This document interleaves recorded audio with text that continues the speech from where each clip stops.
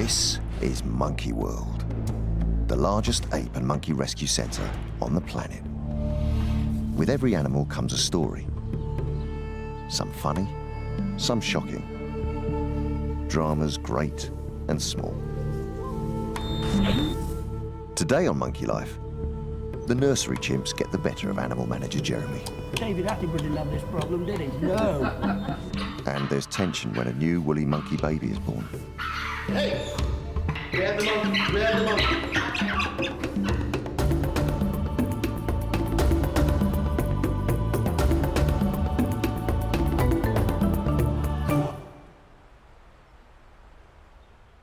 Monkey World is a thriving 65-acre sanctuary. Established 20 years ago, it's run by Jim Cronin and his wife Alison. It's home to more than 160 primates of 15 different species. And all the primate care staff dedicate their lives to rehabilitating the animals that come their way. Jim and I have always sort of said to the primate care staff, and it's sort of the way we think about our animals as well, is that we always on a daily basis want to try and come up with new and better ways to improve their quality of life, because this is their home, this is where they live. So we're, always trying to think of things that would be better for them, keep them more interested, more amused, more active, more healthy. When you work with animals, no 2 days are ever the same. But for animal manager Jeremy, his day starts with a physical challenge. Yeah, you look, you get hold of that, pull it. Yeah, good girl, pull it. Good girl, go pull it up. Good, yeah, pull it up there, go on. You were doing well for a second then. Yeah, good girl. Oh, you almost got it then. In the bucket is water and vegetable oil filled with floating treats. Get hold of that. Sally, where do I get all these jobs? Curiosity has even got the better of the newest recruits, Ben and Pip.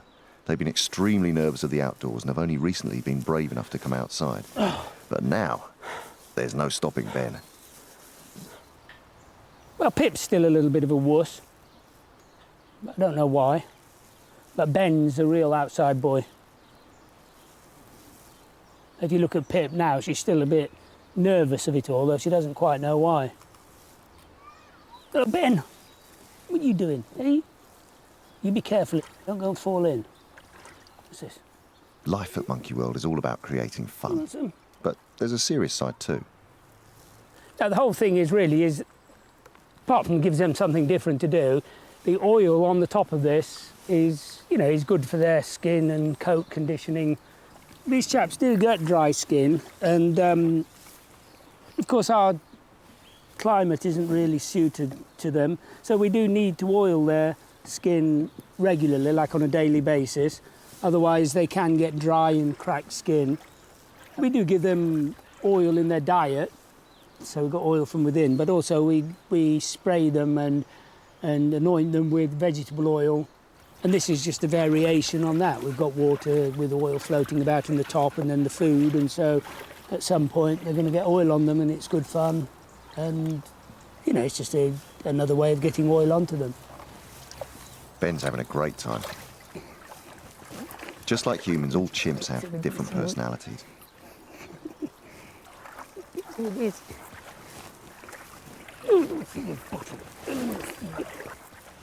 And while Ben is bolder than his sister, young female chimps are more thoughtful than males. She knows bolder isn't always best because there could be danger outside, but each day she seems more at ease with her surroundings, and no doubt she'll soon be just as boisterous as her brother.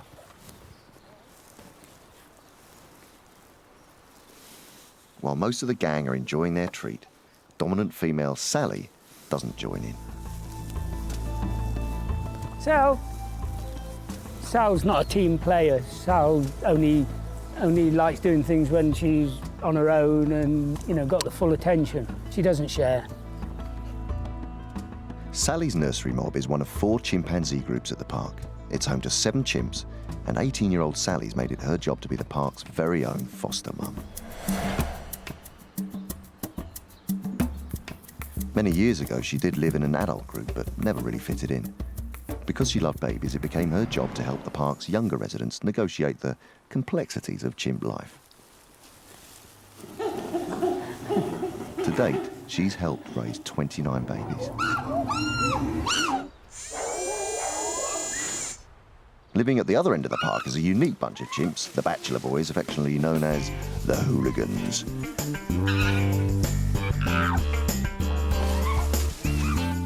They all started life in mixed groups, but as most of them were too aggressive, a bachelor pad was set up.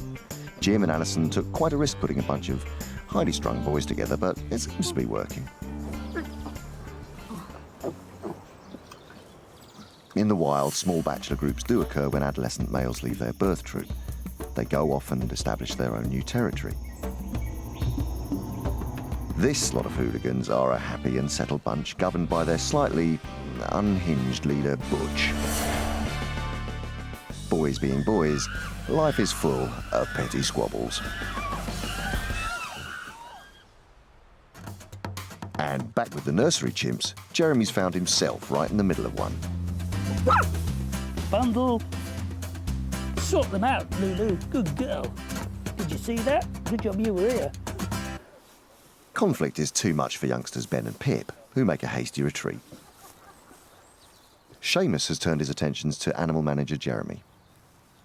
Jeremy hand-reared the 7-year-old for the first 2 years of his life, so they're always pleased to see each other.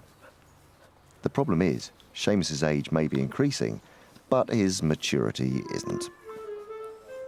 It's not long before others follow, and Jeremy is at the centre of a free-for-all.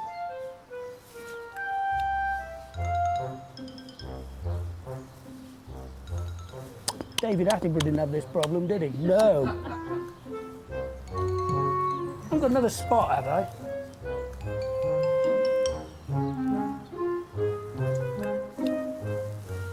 Stop it. Now the chimps have had a sufficient oiling, Jeremy can get his revenge.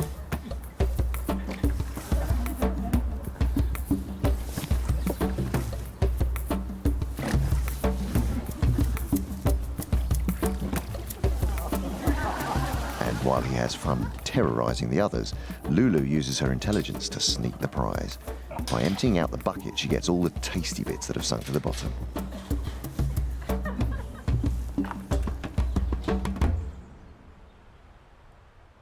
As Monkey World was set up as a rescue centre, breeding is not always encouraged. But because some species are endangered, the park takes part in controlled breeding programmes. We actually participate in 3 different international breeding programs for specific species. And that's for the orangutan, our woolly monkeys, and our golden sheep gibbons. So that means, in terms of a global perspective, we're talking to and liaising with different organizations around the world to ensure that any infants that are born to any of those 3 species have maximum genetic diversity, so that you create a population, albeit in captivity, but that are unrelated and a healthy population. And you try and ensure, of course, that they're born into good circumstances so that they grow up and behave naturally. Woolly monkeys are part of the endangered species breeding programme, but they rarely successfully give birth in captivity. They're extremely difficult to keep healthy as they suffer from social stress and high blood pressure. They also have very particular nutritional needs, but here, large tree-filled enclosures and a carefully monitored diet ensures a happy community. This has led to the much-awaited arrival of the park's 3rd baby woolly monkey to female Kuna. It's Jim who's captured on camera the baby's first and vital moments. Jim, I just wanted, do you need anything down there? Are you good? No, right now we're fine. If everything's settled up there, you know, you ought to feel free to come down. The only problem is, it looks like Mum Kuna has rejected the baby. Instead of being tucked up with her, it's attached to Dad. It's very possible that Dad saved the baby's life. Sadly, he might have been a hero for one moment, but he can't continue to care for the baby because somebody's got to feed it. But we're going to have to do something about it now, so we're probably going to have to anesthetize both the mother and father, hope that that goes okay, and try and put the baby back on the mum and see what happens. So it's tense times right now, but we're all very pleased that Kuna and the baby are fit and healthy, and that, boy, Dad saved the day, picked up the baby and is keeping it warm. As animal manager Jeremy Dart's dad, Bueno, vet Mike Nathan is on standby to take the baby and keep it warm.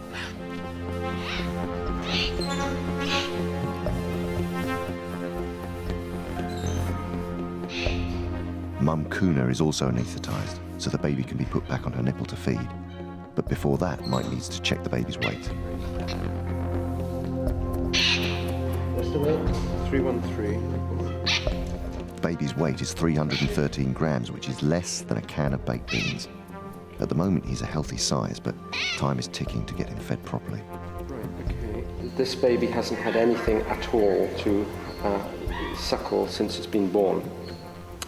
I think the reflex to hang on is incredibly strong. That's overriding everything.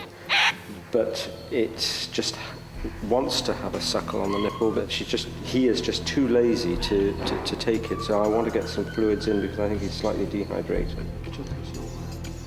The baby's becoming weaker and weaker, so it's vital he gets fed.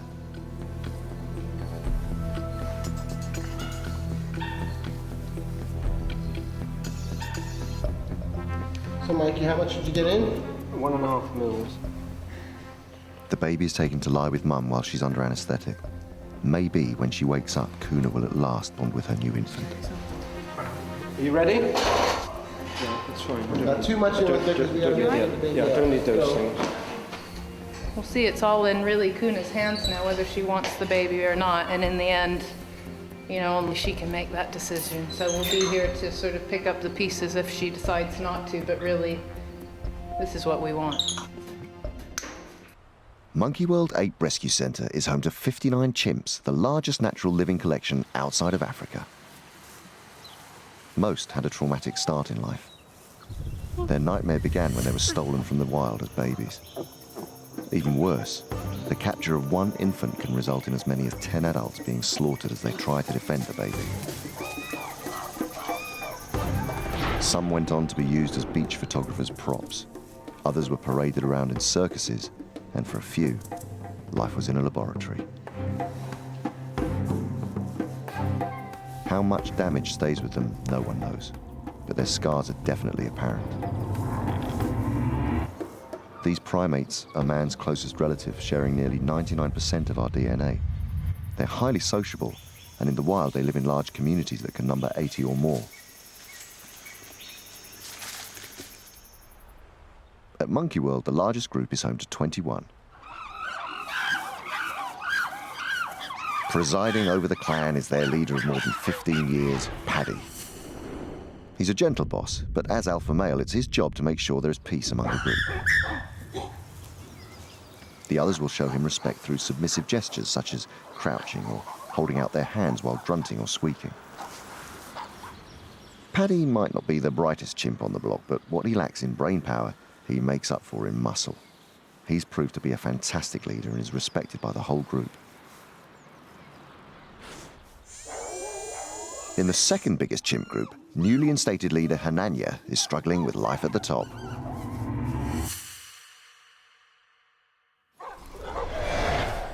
Two years ago, he was second in command to Rodney.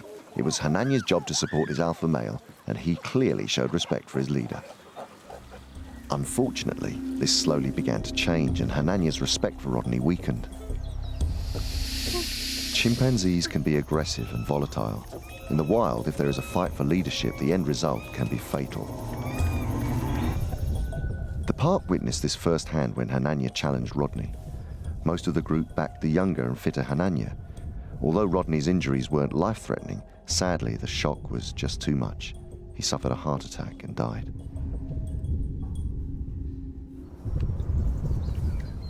The incident was horrific, but it's proof that the animals are living and behaving just as they would in the wild. Hananya's got Peggy grooming him, right now on his ears and feet and so on. He's being groomed head to toe by quite a band of serious individuals. So I think what we're seeing is basically the group handing over power to Hananya.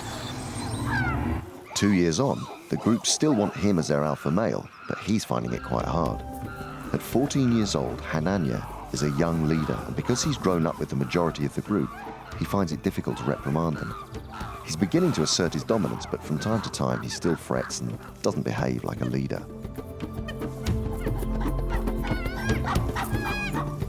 This is a crucial time for him.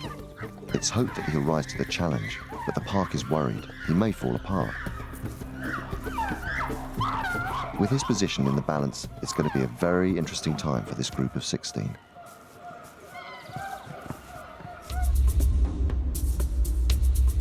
The park is also home to 11 orangutans, and there's another one on the way, as 18-year-old Roro is pregnant for the second time. She is very, very pregnant. She is full term, and it is a matter of time. I mean, it can be today, it can be within a week. And you know, an orangutan birth in any place is a bit special. Here, I believe it's even a bit more special. Roro was smuggled from the wild, and so was the father, Tuan. So it's a very, very important part of the breeding program to save orangutans from extinction. But we've had our ups and downs, me and her, but we're really looking forward to it. Roro's background is unfortunately typical of an animal that suffered from the illegal wildlife pet trade. She was smuggled from the wild and kept in a cage as a pet in her owner's kitchen. Later, she was confiscated by the Taiwanese authorities and given refuge at the Pingtung Rescue Center in Taiwan. 6 years ago, Roro came to Monkey World, but had to overcome some challenges of her own. She was teamed with the park's 2 existing orangutans, Amy and her young son, Gordon. Amy immediately made it clear that she was not impressed with another female on her patch.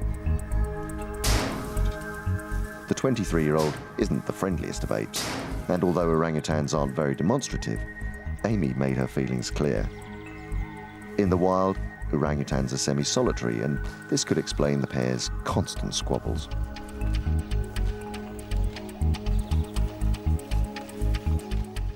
Luckily, after a few weeks, a truce was finally reached. Monkey World continues to rescue orangs, and 2 have also been born at the park. One of these was Roro's first baby. To begin with, she did hold the little girl tightly, but she would not let her suckle and ended up wrapping the newborn in a blanket. For its own safety, the baby had to be taken away and hand-reared by keeper Mike. There's a good girl. When natural mother Xiao Kuai gave birth to a son, it was a different story. From the start, she doted on the newborn, and today, she still does. Xiao Kuai clearly has mothering instincts, but this isn't always the case. In the wild, orangutans have the longest childhood of the great apes, and youngsters will stay with their mums up until approximately 7 years old. It's during this time that the females will learn how to be mothers, but as Roro was snatched as a baby, it could be why she didn't accept her firstborn. It is now hoped that the 18-year-old has learnt enough from Xiao Kuai to care for this infant. But animal manager Jeremy isn't so sure. The bottom line is, you're not that hopeful she's going to take care of this baby, are you? No, I doubt she'll take... I mean, hopefully I'm wrong, but I doubt she'll take care of it. But if she doesn't, I really hope that Xiao Kuai might. You reckon Xiao Kuai's dominant enough to take it? I'm not sure. It depends on Roro's mood, because when Roro's in a bossy mood, I wouldn't mess with her. Yeah. I think it's a joint effort. If Xiao Kuai can't do it on her own, I think I might be able to influence it. Then, like I somehow or other managed to influence Xiao Kuai to feed Kai in the first place. So you're talking about going in? Yeah. So you reckon if you go in and she's not showing interest, you might be able to do something? There's a chance. Then again, at the very least, But we can... nothing to lose. But at the very least, if that happens, we then separate her off from the baby. Yeah, separate her off from the baby, and I'm sure then Xiao Kuai will scoop it up. I'm trying to just keep all options open, and then I'm sure she'll come up with something different. But that's what they do, isn't it? Back in the woolly monkey house, New mum Kuna is coming round from her anaesthetic. Her baby has kept himself tightly attached in desperate need of being accepted and fed.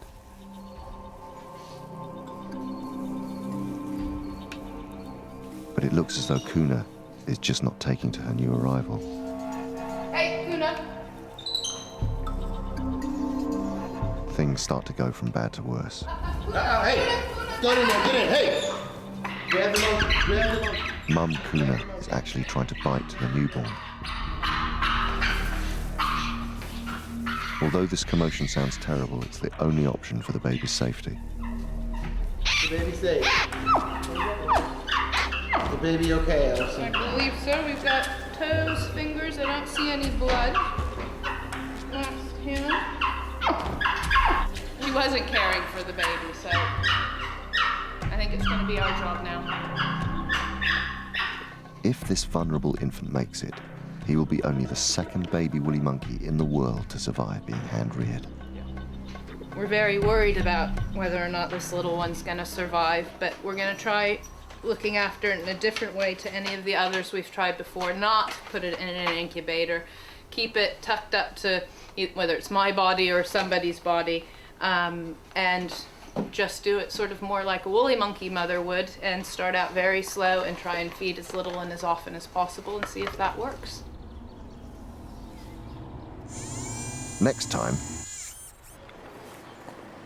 the park tackles one of its biggest moves to date, shifting 4 chimps to new enclosures, which means anaesthetics for all of them. All the apes have their own strategies of avoiding being darted. Chimps tend to move around a lot, and they look out as if to say, go on then, dart me, dart me.